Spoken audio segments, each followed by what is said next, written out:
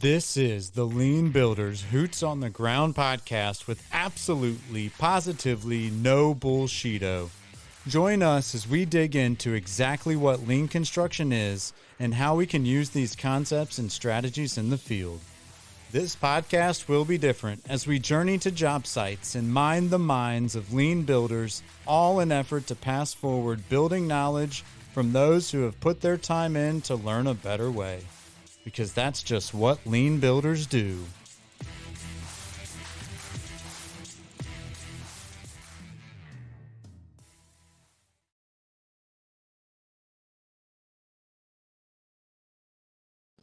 What's up, y'all? Adam Hoots here, the lean builder, Hoots on the ground with no bullshito.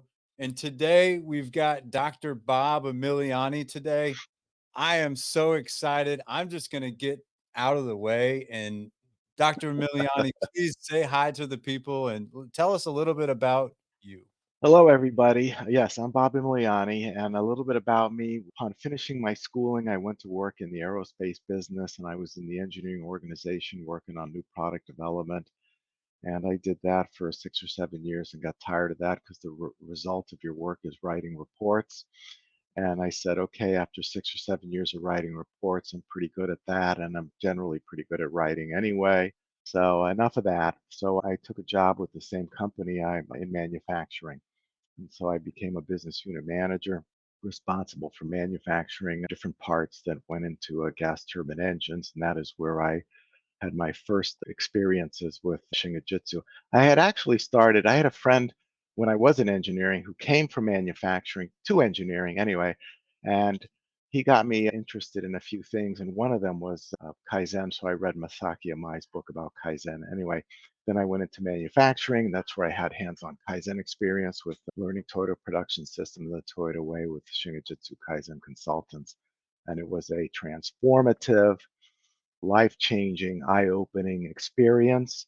I like to tell people that for all the years in school that I had and all the years and work, I started working when I was 13. Different people try to teach you critical thinking, but what I learned with Shingijutsu in my first 4 or 5 days with them just blew it out of the water in terms of anything I had learned previously about critical thinking. It was just an amazing experience. So after 15 years in industry, I ended up in higher education because I wanted some time to figure out what the heck just happened and why was so many weird things going on in industry. And that gave me the time to think and write about that stuff, as well as teaching courses in lean leadership and supply chain management with a lean uh, bent to it. And also a very interesting course in analyzing the failures of management decisions. Which has fascinated me over the last month. I'm doing my thesis on why lean construction fails, specifically on the first attempt at Mm. implementing on the job site. And so I've just been fascinated with your work. I've got like the top 6 or 7 books over there. I've got 3 down of 9 that I own. Right, I've read The Triumph of Classical Management over Lean Management: How And, Tradition and Fails. you're still standing. I am, and I'm still coaching, although, Yeah. like, halfway through, I was debating whether I wanted to continue on my lean journey or not, but it was a really good it made me think outside the box on why lean fails more often than it succeeds, Yeah. honestly. From there, I dove into the irrational institutions, which, again, having an awakening myself that I wanna get to in a minute, but this Mhm. one didn't really help me because let me define irrational institution for people real fast. Irrational, not logical or reasonable. I think we all understand that one. But institution, not what we typically think. Institution describing social habits of thought and action. And again, I have social habits of thought and action. We all Sometimes, do. yeah. And sometimes I serve my self interests more than I serve others, which leads to that type of scenario. And the other one that I just finished was Kaizen Forever, and I ran out of highlighter juice on that one. It's incredible, and you used that word just a minute ago. And I want to make sure that we talk to our audience because we're builders, man. We're all about getting better. But can Mhm. you break that word down for us real Yeah. fast? Kaizen, change for the better. A lot of people translate it as continuous improvement, but that word continuous improvement doesn't necessarily suggest things got better. And what might have been improved for me could be bad for you if you are upstream or downstream of me. So the context is very important to understand that it's change for the better. It's an improvement, not just for me and my work and what I do, but it is at least neutral to you upstream or downstream, meaning it doesn't mess up your work, or it improves your work upstream or downstream, whatever the improvement was, whatever the change was. And it carries with it connotations of self improvement as well, of learning and development, of developing greater skills, capabilities, but also wisdom. And I'm sure in the construction world, there's lots of wisdom that exists. Perhaps not of the type that you're reading in Kaizen Forever. That's a different type of wisdom. Yeah, it's almost a way to draw wisdom out of other people, specifically to work. I was impressed. Again, I think a lot of what construction is missing is right here in this book. And it's really easy read. We're talking, 85, 90 pages. The font is nice for us construction workers. We don't have time to read books, right? This Yeah, one's like, yeah, hey, couple day you can bang it out, and it's written in such a way I can take the concepts and internalize them and then be able to help people improve the yeah. work. It's written as like aphorisms, little bits of wisdom. And it's not necessarily reading a book as much as reading a sentence and contemplating it. And you can stay on one page for a day or a month to as far as something that's to contemplate and to think and develop your own thoughts around, or you can read it a little bit more quickly than that. But I tend to read, believe it or not, I what I am is a consistent reader. And I read, as far as the books that I have on my nightstand, 2 to 4 pages a day. And one of the things I think that turns people off is they get a book and it's 300 pages and it's, I don't have time. And by the way, reading is very personal. So a lot of people just aren't interested in the things that you or I might be interested in reading. But I go at it literally at 2 to 4 pages a day, and then in a month you're halfway done with the book. And then some days you read 6 or 8 pages because you got a little bit more time, or you hit a patch that's more interesting to you. But I don't sit there and read 30, 40, 50 pages a day. I don't have that kind of attention span. I'm a slow reader too. Mm, So I think a lot of people in construction are probably like that. They don't want to read 30, 40, 50 pages a day. Two or three is okay. Slow mm. readers, that's okay. I don't have this comprehension ability to read. There are people who literally will read a book a day or a book every 2 days, 300 pages, and somehow they're able to comprehend things beautifully and tell you about it. That's not me. Yeah. I think a lot of I'm speaking for the industry here in a way I probably shouldn't, but I think a lot of us are taking books in via audio, Yeah. which is something that I want to talk to you about, sir. Like none of these are why are they not available on audio? Because that kind of activity costs quite a bit of money. And these books don't sell like Toyota Kata or something like that to be able to fund that sort of thing. I've only put down 3 out of 28. I What if I just read it out loud and gave you the file? You could just put it on your website and, like, so you could sell it there or whatever. They need to be audio so our people will take them in, baby. Yeah. Anyways, Well, yeah. I wanna switch gears because I could talk forever about your books, and again, this is the next one on deck. I've Yeah, I heard think you'll really like that. Yeah, nobody looks at leadership from an aesthetic perspective. I'm again just fascinated with the work, excited to have you here. I want to dive into more about you though. So you went from an engineer Yeah. to manufacturing, which you're dealing with numbers. As I'm starting to learn this college thing, quantitative to qualitative almost. I want to know a little bit more about that journey and that mindset shift or kind of what went through your head during that transition there. I think, like anybody else, I was frustrated as a worker with my leadership when they made some often made decisions that like were illogical or missing or ignored a lot of facts and so forth. And so it didn't take long to become interested in management and leadership and to jump from the quantitative world to the qualitative world or the semi-quantitative world, depending upon what. And it basically in writing those books that you mentioned and related work in the academic journal, peer review journal papers that I've written, you had to basically go from a PhD in engineering to a PhD in sociology. I don't have a PhD in sociology, but essentially that's you have to do the work to become a Saying it. sociologist, Yeah, you might essentially. as Yeah. well have. Yeah, basically. Yeah. But the books, even the early books like Better Thinking, Better Results, which describe the wire mold company's lean transformation and so forth, it's a book about business. Business is a social science. And it's really the first book I wrote. And the first papers that I wrote about lean were beginning in 1998, are really sociological in nature. And it turns out to be a fascinating field and one that has a lot of answers to questions. I'm sure when you were reading Triumph of Classical Management, you're like, oh, okay, that explains why this happens and that happens. I didn't know that before, and nobody ever said it this way. And okay, now it's clear. I don't like it, but now I understand it. I can't tell Uh, you how many times I've been told perspective is reality, and that was one of my like, perception is or I'm sorry, perception Perception. is reality Yeah. versus my take from the book is really perspective is reality. You've gotta find other people's perspective to understand reality. That's Yeah. a big shift in my mindset out of that one. Yeah. Just understanding what's going on. Why is this so hard? Why What is am this? I doing that's causing that?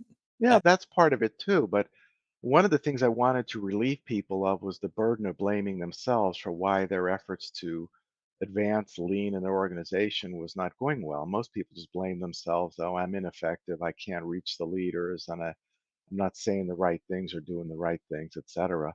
It has a lot less to do with you than what we call the institution of leadership. And a more familiar phrase might be just a culture of leadership, which is very different than the culture of workers. Yeah, I like that. One of my other takes out of that book was like it's not just construction that's failing at implementing lean or creating lean on projects. I think in the book it says less than 5% of organizations, and again, that's an estimated kind of number, but less than 5% of organizations out there that attempt lean journeys are successful. Yeah, Why do you and think that is? nobody really knows the number, what it is, but it doesn't. The idea would be if you go visit an organization and if you see evidence of Kaizen happening, if you see evidence of material and information flow, if you see change from one week to the next when you go visit the organization, like we were writing the book on wire mold, you go to wire mold one week to talk to people and go look at the shop and so forth. And then the next week you go there, and you go look at the shop, things are different because people are constantly experimenting and trying things. And so these are the kinds of things that you look for. And are people happy and are they smiling and are they engaged or are they just shut up, do what you're told to do kind of organization? So I tell you what, I was in Huntsville, Alabama just before Christmas, December 22nd for Gregory Construction. We did a little Gregory University. I got to teach them a little about lean, but it's interesting I didn't use that word whatsoever. Really the first time I've tried that and was wildly successful. But anyway, I was just driving through Huntsville, which is a beautiful city, first time there. And Nice. I was driving by a project. It was a federal courthouse building. Brassfield and Gorey was the contractor, and I just noticed, like, the fence was in perfect shape all the way around. The job site was clean. The building, I could see the flow on the building. On one side, you had framing, then you had framing and sheathing. The other side was framing, sheathing, and waterproofing, and then this side was framing, sheathing, waterproofing, and cladding. So I could see the flow of the work. I could see the flow of the traffic. Man, I Hmm. picked up the phone and I called the guy I know from Brassfield here in Greenville, and I was like, "Hey, man, who's the superintendent? Can you connect me?" It was immediate, quick phone call Hmm. and connected me. In 2 hours, I was standing there talking to the superintendent that was building the job, and he gave me 30 minutes of his time to explain to me his operation, his process. I met 3 or 4 of his key people. That was and I it was just driving around the job site and seeing the cleanliness, the organization. I even stopped and I said, "Hey, man, what's it like to work on that project?" And he's, "Ah, it's awesome. We have fun here." And Yeah, I heard that's that right. and I was like, "Man, I gotta meet this person." And it was like an immediate availability kinda thing too, Yeah. and wanted to share everything. Yep. And No, so that's typical. Yep. it is when in that environment, but it's not typical in construction, right? Like, even Mhm. when A supervisor goes to walk a job, it's, oh no, what are they going to pick up? What's wrong? What are they going to Yeah. pick No, at? that's the blame orientation. Yeah, What fundamentally what you're trying to do with, I call it progressive management, which would include things like Toyota Production System, the Toyota Way, Lean, things like that. Fundamentally, what you're trying to do is to go from batch and queue, material and information processing to flow. And maybe years ago this would have been better termed just flow instead of lean or whatever. But when people are able to create work that flows, they're very proud of it because they previously had all the frustration and difficulty and blame, et cetera, associated with the old way of doing things. And when they create flow, they're like, yeah, come look at what we did, and here's how we did it.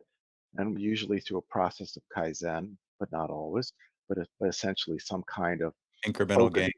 Yeah. Yeah, some kind of activity like that to get from a very bad situation of batch and queue, blaming people for problems, stress, struggling to do the work, etc., to flow where the work is easier, problems are visible at a glance, nobody gets blamed for problems. They're very proud of that. They want to show it off, and rightly, but it's Yeah. tough to get there because a lot of things have to change, and part of it is it has to change in your head and heart, and of course, then there's the changes in the physical world of how work is organized and how the team interacts and so on. Tell me this, construction is the opposite of everything that you just said. It's chaos. We struggle, we fight ourselves. We talk about the 8 wastes or 7 wastes or 3 wastes, however you want to look at it. There's a ton of waste on the job. I think there at one point was said to be 10 to 15% of true value add on the job site. And when you look at that, it's pretty staggering. And people are leaving the industry at alarming rates, like 7 to 1, they say, seven Wow. leaving to one entering. So we got a lot of work to do. The people are almost demanding progressive or scientific or lean or better management than the classical conditions. And so, what advice would you have for our industry that is pretty typically struggling to adopt lean or whatever this is? Flow. I love that. Yeah, it should have been flow. Who argues with flow? Right? Only irrational institutions. And what advice do you have for us moving forward? All things being equal, let's say one construction company is largely the same as another. Let's say it's a general contractor, whatever. Yeah. All things being equal, or let's say it's a company of electricians or carpenters, whatever it is, people are going to want to go work at the company that's better led and managed. If they're aware that company 5 is better managed than companies 1 through 4 and 6 through 10, they'll go work at company 5. And so this is a distinguishing feature now for employment. In the old days, the baby boomers like me, we would just grin and bear it. The lousy management, we just say, because our parents were the World War II kids and so forth, and they struggled and survived, or unfortunately not. The descendants survived, and you live through that struggle, and so some of that struggle you pick up from your parents and that attitude. And so, whatever kind of crap you get at work, you just sit there and take it and be glad you have a job. And the younger generations now are like, why should I have to endure a lifetime of lousy management? It's bad for my mental health. It is also bad for your physical health. I don't know if you're familiar with the bad effects of chronic stress on your health in terms of things like hypertension and shortening what are called your telomeres and causing neuron damage and causing depression and anxiety and so on. Sounds So like some of the science on how I feel sometimes. sure. And so it's in no leader's job description to create an environment that's chronically stressful that shortens people's lives. And there's nothing in a leader's job description that says you have to lead today as leaders have led in the past. No, you can do things differently. And this is what the younger generations are demanding. And of course, the leaders are they're kicking and screaming about the quiet quitting and about the accommodations for the younger generation working from home and this and that. And it's all a bunch of crying amongst the leaders. They need to acknowledge the reality of what they're dealing with. And yeah, you need to change. People are no longer interested in the old style of leadership.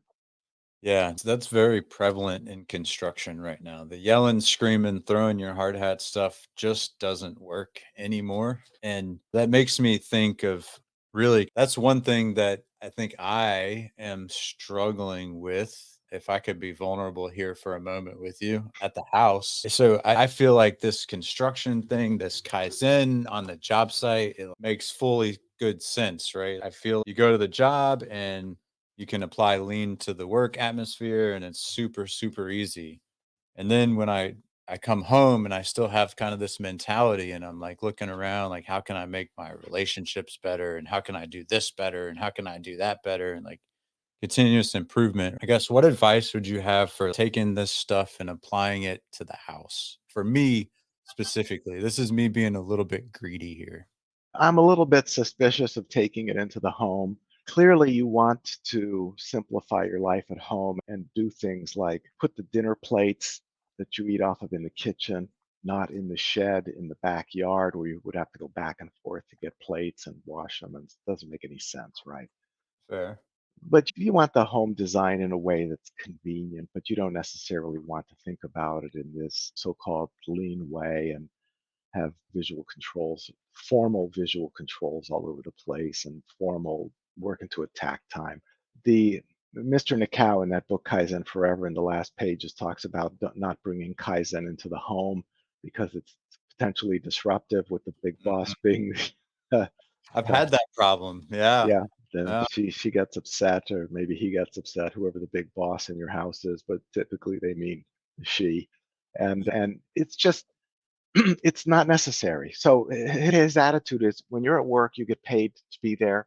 You're paid not just to do a job, but to improve your job and to work with other people to help them improve. And this is how you earn your money at work, not just by doing your job, but improving the job. And at home, nobody's paying you. It's time for relaxation. Your house can be as messy and disorganized as you like. That's your choice if you wish it to be that way. But you should see home as something different and separate. At work, you have to think really hard and squeeze your brain for ideas on how to improve. But at home, you should relax, watch sports, watch whatever turns you on. So, Blowing my mind right now a little bit. And I read the whole book, I swear, the appendix included. I just didn't spend much I time think on that that. yeah, You that didn't spend probably much time on that page.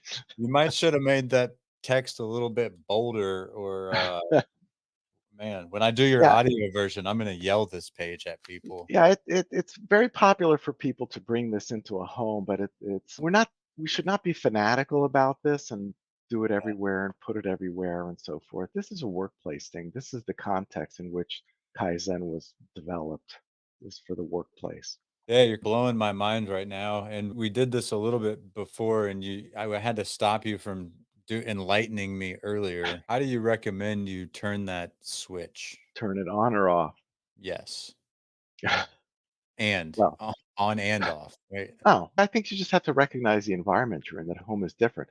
If your desk is so messy that you cannot work, it's bothering you and that you cannot do your work effectively, then yeah, you need to clean it up. You don't necessarily need to do 5S and lay your desk out with tape and the stapler goes here, etc. You just need to get it so that it's less bothersome to you, and eventually it'll get messy again and it'll start bugging you, and so you want to clean it up a little bit. And you should do some sensible things. Maybe you don't need a total productive maintenance sheet on your washer and dryer, but periodically you should have a memory or a mind to vacuum under the refrigerator a couple of times a year. Be a good idea. You don't have to put the sheet with the checklist. Somebody look at this, yes, no, every week. Hmm, It's not necessary for there, but it certainly should flip on for when you go to work. And one of the things that happens at work is people just ignore problems. That's just the way it is.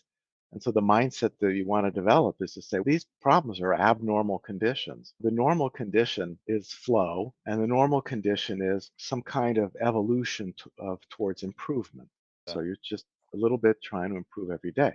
And the abnormal condition is going in reverse, like people leaving the industry because it's getting worse for some reason, and a lack of flow, and also just you go to work and there's all these problems and you just ignore them, and instead we need to say no, that's abnormal, and we need to correct that yeah, so that we have less stress, less frustration, less rework, less repair, less contention between trades or within the trade, less blame between supervisor and worker. We don't have to live the life we lead. Huh. Say that again for We don't me. have to live the life we lead. We can do differently. Nothing says we just have to accept all this stuff as being the way it is. We have to do a little kicking and screaming to say, no, this isn't normal. Yeah, that was one of the other takeaways. I think it was Mr. Nikau that said we don't call problems or issues, or Yeah. we call them abnormalities because Yep. we know that we're working towards normal. Yeah. Because when people say I have an issue, that word is neutral. We say we have a problem, that word is negative. Whether it's issue, neutral, problem, negative, it doesn't have the same meaning as abnormal. Because if something is abnormal, you say, we want to make it normal. We want to return to the normal condition. We don't want to have abnormalities. And so, one of the things about that you get schooled on with Mr. Nakau is your word choices and the words you use when you speak and precision in your words. And for example, he was doing Kaizen somewhere and he looked at a sign and it said the shipping department. And he said to the people who work there, he says, where are the ships? And they said that there's no ships here. He says, that's right, there's no ships here. Why is this called the shipping department if there's no ships? He said, what are these garage doors? Those are trucking bays. That's right. You have trucking, you don't have shipping. Put trucking department. And he's all over stuff like that. Yeah, That yeah, when you create a Kanban system, the where the part goes, it's like a street address, very specific yeah, address of where something belongs. So there's all this precision that is missing in the usual way of doing things. yeah. And I I think. might mention the great quote from Henry Gant, by the way, who said, the usual way of doing a thing is always the wrong way. Henry Mm, Gant was a famous industrial engineer, passed away in 1919, and he was associated with Fred Taylor in scientific management back in the late 1800s and early 1900s. But those words ring true. The usual way of doing things is always the wrong way. Very rarely do you find somebody doing something the right way such that it could not be significantly improved. It's usually the wrong way can be significantly improved. So I agree 100%.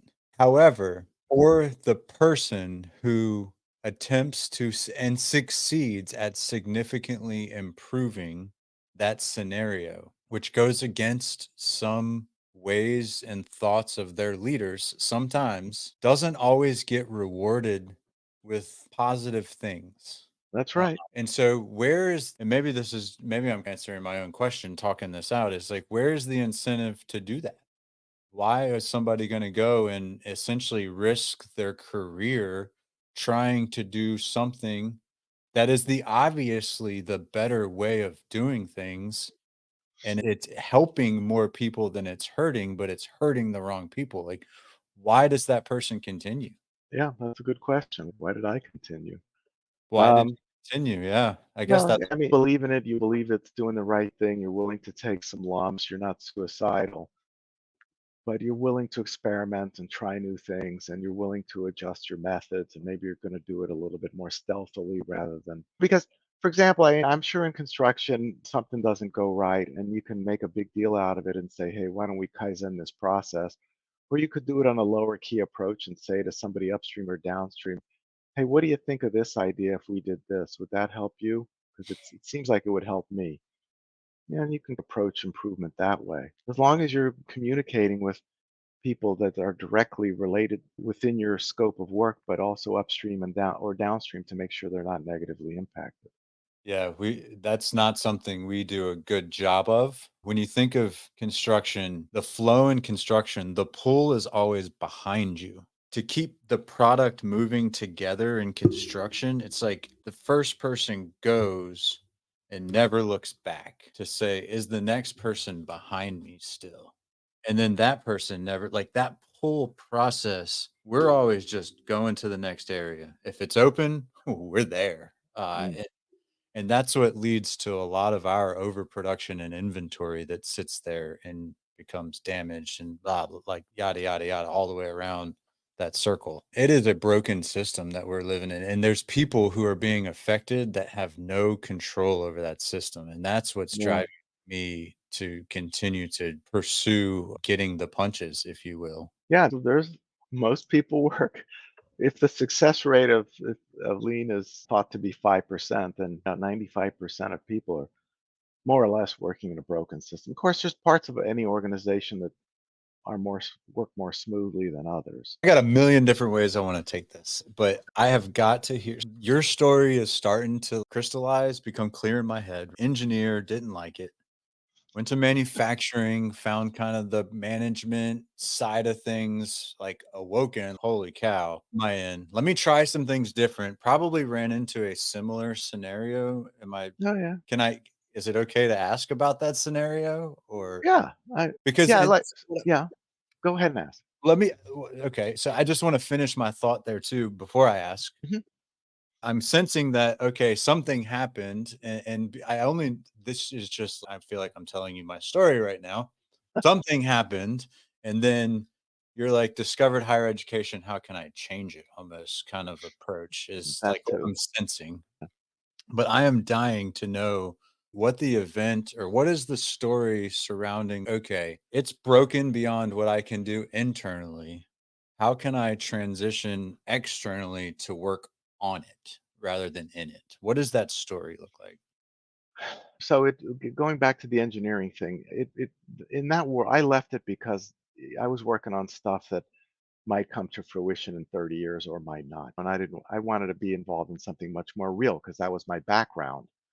And I didn't have the opportunity where I was in engineering to work on something real in the company.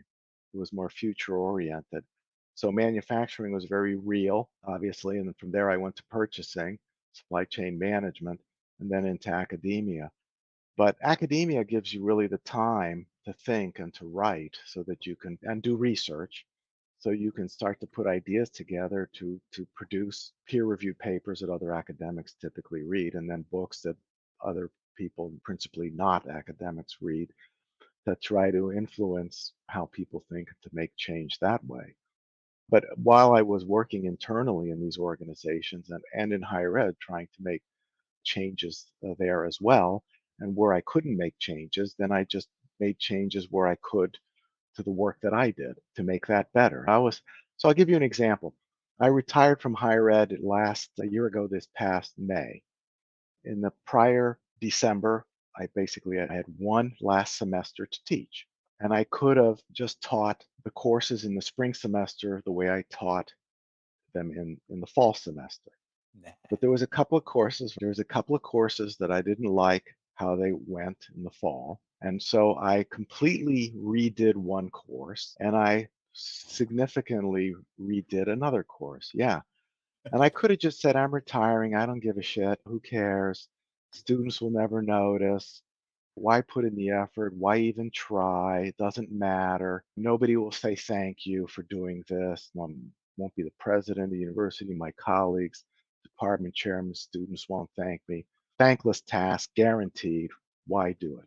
Because I wanted to do better. I wanted to do technically a better job of teaching the course, conveying the information, etc. Hopefully to have better student learning outcomes as well as, you know, feel better, be consistent with my way of thinking, the ethos of Kaizen and so forth, and just do better, even when there was no reason to do. Sometimes you just plow forward regardless of, I don't need an incentive to want to do better. I don't need an extrinsic incentive, somebody dangling something in front of me to do better. I'm internally driven because that's what I believe in. Did that Yeah, answer your question or no? If it I think didn't, so. keep at it. I think so. I was looking for really that transition story of the moment you realized this management thing is not working. I'm going to higher education so that I can work on it, not in it. Like what was that moment? Ah, I got into higher education because they needed somebody to teach supply chain management. Oh, okay. And having worked in the supply chain organization for a few years, you could see how wacky things were there. And I remember when I went into purchasing, it was like I was talking to some of the buyers that reported to me, and I asked them, "What do you do? What do you do all day?" And they looked at me with a blank. They couldn't describe what did all day, and I didn't understand that. I was like perplexed because, of course, in engineering world, things are real simple. You work on this one or two or three projects, very basic. What it turns out is the purchasing people were doing a little bit of everything, and I documented this when Context switching all day long. Yeah. they're doing materials management, they're looking in the receiving well for parts, or negotiating orders with suppliers, or they're they were literally juggling on any given day 10 or 20 things, and their brains were so Information, fried and stuff. Huh? knowledge. It's knowledge work. It's information work. Yeah, yeah, and they but they couldn't describe it concisely. Mhm. And it really bothered me because it's like they were doing a little bit of everybody else's job. You had people who did materials management for a living, they had to mess around a little with that. There were people in shipping and receiving, or trucking and receiving, and they had to do a little bit of that job. They had to interact, do a little bit of the continuous improvement person's job, a little bit of the engineer's job, a little bit of the finance person's job, and then blah, blah, blah. And then finally, they had to do their job too. And it was like, how do you get people into this profession of purchasing when it's a crappy job like this that you can never really succeed in your job as a buyer for various other reasons as well? And what is the leadership of this organization? Because the leaders of this organization, some of them at a high level, came up through the organization and know what a shit show it is. And now they're leading it and maintaining the shit show. What kind of a leader are you if you maintain the shit show? And when you do that, you have no respect for people, their health, physical and mental health and well being. You have no respect for their personal time because there's social pressure to get in early and leave late and work through lunch. All of that bad for your health too. And then there's the emergencies, of course. Oh, the assembly floor doesn't have the part they need. It's Saturday, it's Friday night, whatever, Are you you name sure it. you're not talking about a construction site right now? Yeah, yeah, no, I'm talking about manufacturing and Okay. assembly. It You feels know, like you're talking yeah, construction to me right now, my yeah, friend. but the basic thing is the leadership that's out there is amateur level. If you compare this to professional sports, if you get around to reading the book Speed Leadership, where I document the errors that leaders make, and there's at least 350 easily documentable errors, and if you include tone of voice and language, 600 kinds of errors they can make. Multiply that times all the leaders you have in an organization. It's just full of errors. When you think of professionalism, like when you pay your 200 or 500 or $1,000 to go to a concert, you don't sit there and say, I hope that the recording artist there only makes 10 or 12 errors today. You want to hear the music perfectly played, no mistakes, no screw ups, etc. That's what a professional does, very few errors. And which with leadership and management and organization is just nothing but errors. So it's clearly amateur level, really beginner level. And I'm talking even about CEOs because they make the same. If you look at speed leadership, you see the errors there are made by anywhere from an entry level supervisor to somebody who's been a CEO for 10 years. Same kind of mistakes repeated. It's incredible. Well, And so it's no wonder why people are dissatisfied and the leadership and management of an organization is so much on the minds of younger people. yeah, so I bought the book and it's 6 down under Yeah, all of the lean failure ones because I yeah, gotta be thesis focused right now, but I am yeah, dying to get into that one. yeah, I heard from my good friend Terry Erickson. She's actually bought the online course and she's just blown away. In fact, she's incorporating a bunch of that content into what she does yeah. for she actually teaches lean management to engineers. Yeah, I've got to get you connected because Yeah, I she's mean, it's the simplest way to improve is to eliminate errors. And that was the whole idea behind the book is once you know what the errors are, you can eliminate them. Once you can speak from the basis of facts, these are the facts. And by the way, the errors that are in the book all came from real people, working professionals. There's zero theory in this thing. There's negative theory in this thing. And it's just here are the mistakes you make. Stop making the mistakes and people will be a lot happier. man, the easiest way to improve is to eliminate errors. That was, and then what kind of a leader are you? To me, that is a good reflection question. Again, because I always do this, I got asked the other day, what kind of a child are you raising? Not like in a negative way. Nobody was, like, watching my kid be crazy. "What kind of a child?"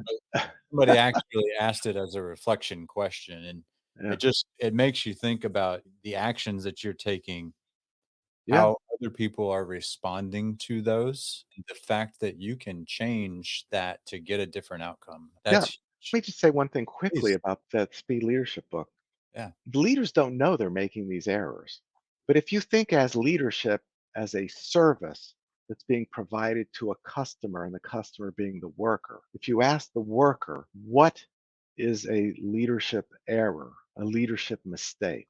They will tell you from their view as a customer of the service of leadership that when the leader did this or decided that or acted this way or whatever, that was a mistake. And they're very specific in giving that feedback.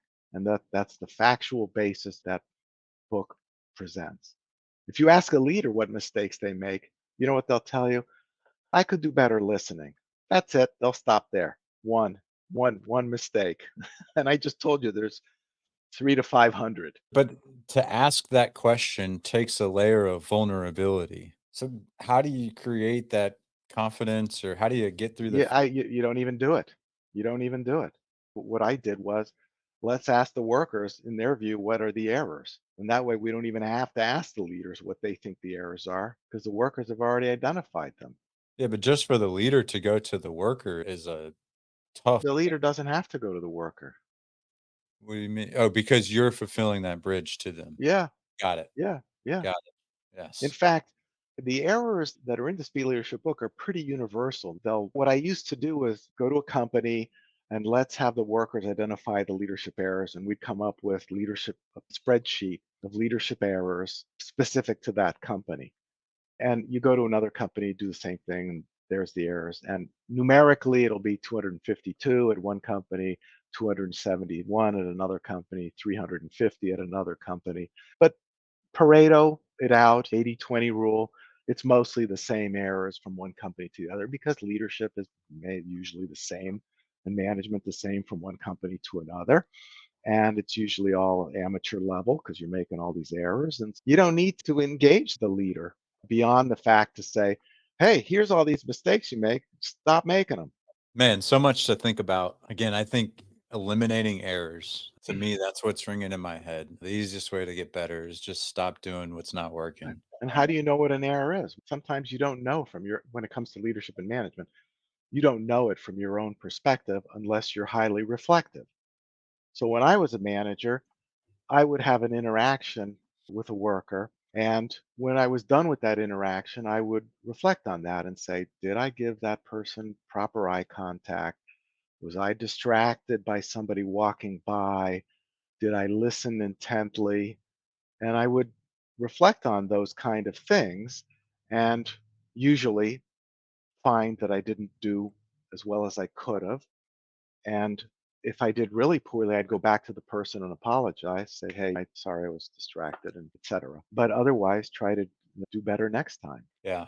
Man, so I'm getting lost in thought here. I want to get out of this progressive management conversation. I want Okay, to focus the camera back on you a little bit, if that's okay with you. sure. I want to know what things Bob Emiliani is passionate about now. What What gets you am I, fired up? Yeah. what am I passionate about now? I'm in a more of a reflective mode lately because, as you Mm. probably know, I decided to stop writing books because 28 is enough and it just becomes like heaven. It just becomes a little bit of, you have to maintain each one of these things in electronic databases, and it's just a pain in the ass after a while. But I don't know. I just live a kind of a simple life. I don't have any great ambitions. As I said, I'm in a more of a reflective mode and just trying to make small contributions here and there, such as our time together here, which we can do again anytime you like. Just I don't know if I have a good answer to your question. I get up early every morning. I've always tried to help people learn and improve. Okay, so I guess that I'm still interested in this kind of relationship of me learning things and me wanting to share what I've learned with others. Love that. And unfortunately, a lot of the things that I like and I'm interested in, not so many people are interested in. I know the feeling. Yeah. Not only are Uh, they uh, not interested, they hate it. yeah, I've got some people who've not very happy with me for some of the things that I've written or said So be it. or done. But yeah, so be it. But I just think generally it's important to put some kind of effort into making tomorrow better than yesterday. Because if you don't put some energy into that, then things start to regress and we end up having, you know, a worse situation, which we get used to and we think it's normal, but it's abnormal. Absolutely. So you mentioned you're in this reflection mode recently, and I'm learning a lot more of this reflection thing. I'm internalizing some of this right now. How does Bob Emiliani reflect? What does that actual process look like for you?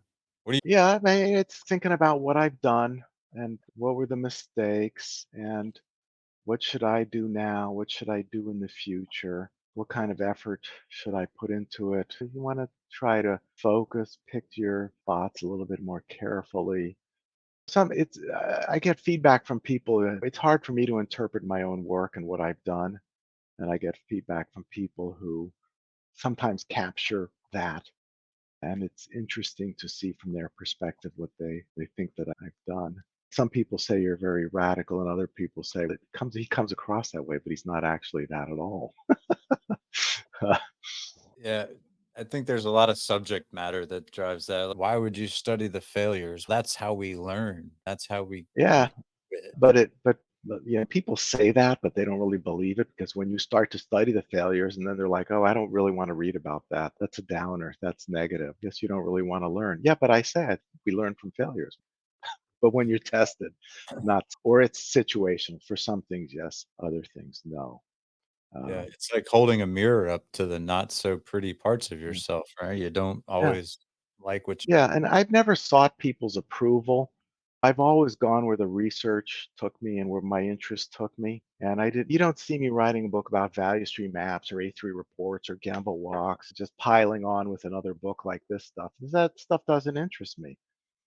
What interests me in the long term has been two research tracks. One is what is a lean leader? How do they think? What do they do? How are they successful, etc. And then why do most leaders resist, reject, and ignore progressive management? And those are basically two themes of research. And so I did the first one, what is a lean leader, and all of that from like 1998 to around 2007 when I started to pick up on this why do leaders resist and reject and ignore. And I carried the two forward probably to about 2000 and or so. And then 2018 was really focused on why do leaders resist, reject more progressive management. And anyway, these are topics that, most people just are up gung ho on value stream maps and Gemba walks and Gemba boards and stuff like that. And I have no interest in that because none of that stuff works if you don't understand the fundamental lay of the land of why leaders are not particularly interested in that stuff. yeah. And I can't remember, it must have been the Kaizen Forever book, but I had to be in here where it said you would discover all of those tools if you just did this process Yeah, anyway. that's right. All A3 reports of Gemba walks values, all this stuff comes out of Kaizen. These are all derivative ideas and methods out of Kaizen. And again, specifically for construction, that means go to the place where the work is happening, where the hammer's hitting the nail, the Yeah, screws hitting yeah, yeah, the drill's hitting the screw, yeah.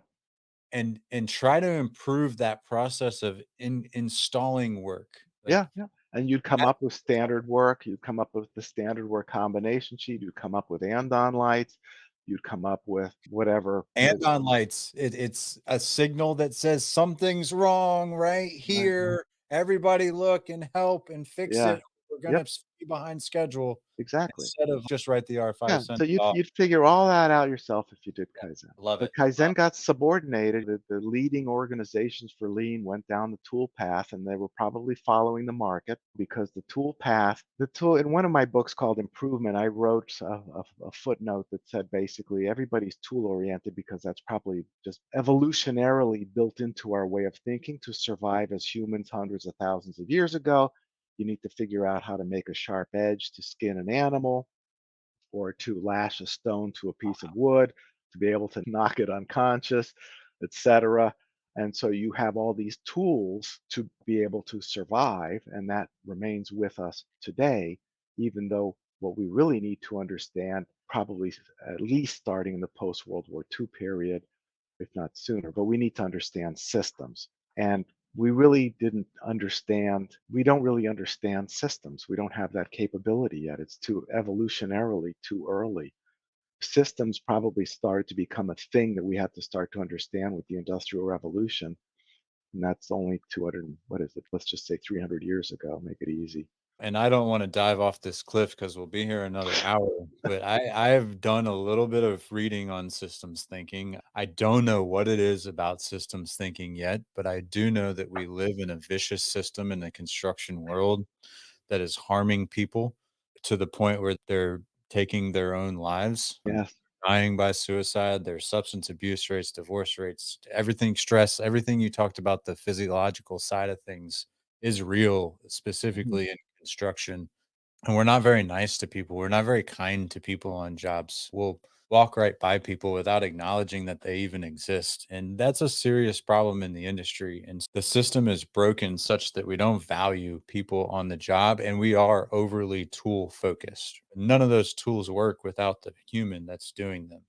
And Right. unless we are able to balance the system to be equally as is focused or more on the human than the tool, we're always going to be in this vicious system. And I plus, we just have a long there was a long legacy of looking at workers as just cogs in the machine. And this goes back thousands of years, probably to Mesopotamia, if not earlier. So we're talking 6,000 years ago, where we just have this embedded view that the workers are just kind of disposable cogs in the machine. which is only 100 centuries, right? Or whatever that is, 60 centuries. 600, Six, we don't uh, math well, folks. yeah, yeah, yeah, 6,600. It's not that many, is one thing that you said to me early on in our yeah, conversations. We all look at 6,000 years ago. yeah, Oh, yeah.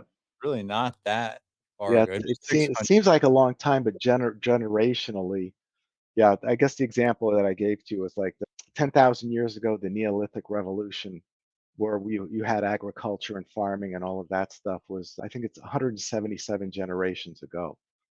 So when we think in terms of generation in 30 or so year increments, it's not that far back. Henry VIII was 17 generations ago, Yeah. which doesn't sound like the year 1500 sounds a long time ago, but 17 generations is not that long ago. And so you better believe we humans, to some extent, think as Henry VIII did. We just don't know it, but we do. It's internalized, right? And it's yeah.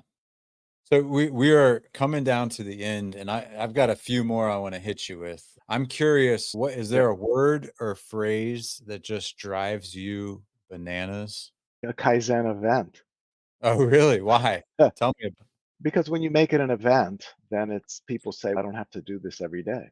Ah, I don't have yes. to think about this. It's just once in a while when management says, okay, you need to stop what you're doing at your job and join this team for a few days or a week or whatever.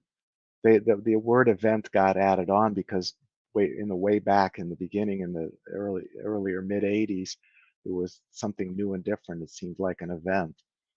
And now people call it a value stream mapping event. Value stream mapping should be part of Kaizen, and it should take no more than 15 or 20 minutes to sketch out a value stream map instead I of like. a week long value stream mapping event. So when you make things event based, people just lose touch with the daily reality of needing to recognize abnormalities and making improvements. And a lot of times on the spot improvements, but sometimes you can't do it. So you have a flip chart there, write down the abnormality so that the team gets together to give it a little bit more thought as to what's causing that problem and what some countermeasures should be tried. Love it. What about Kaizen daily event? Is that This doesn't forget work for me. alright, Just fair. just Kaizen. Okay, how about this? I'd love to spend the next couple minutes just highlighting or shouting out some of the people who have made just an impact in your life, personally and professionally. You can take that wherever you want to go, but who are some of the folks that have just changed the way you see the world? Yeah, I had a good boss at the senseis that I had at learning Kaizen in the early days were certainly very informative. They change your way of thinking. So Mr. Doi, Mr. Niwa, I didn't go in Kaizen with Mr. Iwata, but I heard him speak. Very interesting. Certainly Mr. Nakao. I had a boss, Lloyd Tyree, who was really the kind of boss you'd say, I want to be like that. Which is also another weird thing because I ask people, how many good bosses have you had? What's the total number of bosses you had in your 20 years of working? And they'll say 10. How many were good? One, maybe two. And okay, why don't you be like them as opposed to you become a boss and you're like the other eight? I don't get it. But anyway, so he was really good. There's also just a lot of people that are dead that I've read, whose work that I've read. Obviously, Taiichi Ono, Thorsten Veblen, Art Byrne, his management team. Really, all of those folks were great people to interact with and learn from. A lot of the people who were associated with Toyota, either the books they wrote or the speeches they gave, AG Toyota, Kyo Toyota, etc. Because they have such a different way of thinking. It's not just people when they get tired of hearing about Toyota. It's we're not talking about. I'm not talking about the cars they make. Maybe other people are, whatever. But what I'm talking about is the different way of thinking that the leaders and managers and others talk about when you read either the books they've written or the articles that they've been in or the quotes in those articles and so forth. And it's the different way of thinking is just so noteworthy to being something worth studying. And I think too much of these books about Toyota are all about what Toyota does, not so much how they think. And what's really interesting is how they think, not so much to me what they do. What they do is a reflection of how they think. But given how they think, you would expect that's more or less would be what they would do. But yes, and this just struck me when you said that everything I do is a reflection of what I think. And I think the difference is, and that's true for most or all humans. I think it, I visualize it, I verbalize it, I do it. Toyota realized that and has been able to like tap into the fact that they can control those thoughts and drive them towards a better way versus the same old way. Right? It's enabled. But it's continuous training, it's continuous reinforcement. The usual thing that happens in a company is the boss, the manager says, "Okay, I authorize, I sign here. You go to this training thing. You go to the training thing for a day or a week. You come back. The boss, how was it? Yeah, it was good. And the boss doesn't say, what did you learn? How are you going to apply what you learned? Are you going to teach people that you work with what you learned? How are you going to teach them what you learned? I expect you went to this training. I expect you to not look at it as like you when you were in elementary school and you went to the museum for a day. It was just a day out of the classroom and you got to have a lunch somewhere else, a field trip. But no, it's training. It's not a field trip. What are you going to do with it? Bosses don't do that stuff. They don't follow up with it. It's a different story in Toyota world. That's how they're able to keep the ball rolling. Constant follow up. I love it. Final question here for you. And I just want you to take it in any direction that you want. What's your message to the world? What's your legacy? Go out, mic drop us.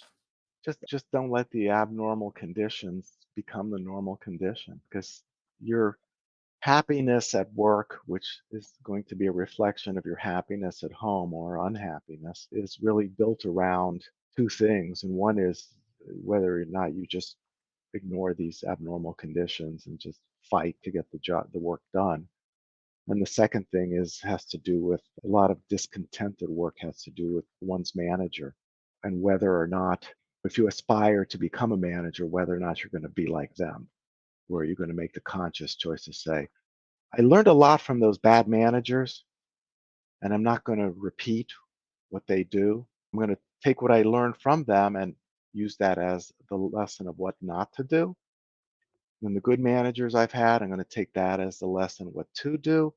I'm going to put those two together with my own unique person and be a better manager. If you are not don't aspire to be a manager, then you have to contend with the abnormal condition of the amateur manager, and that's not an easy thing to contend with.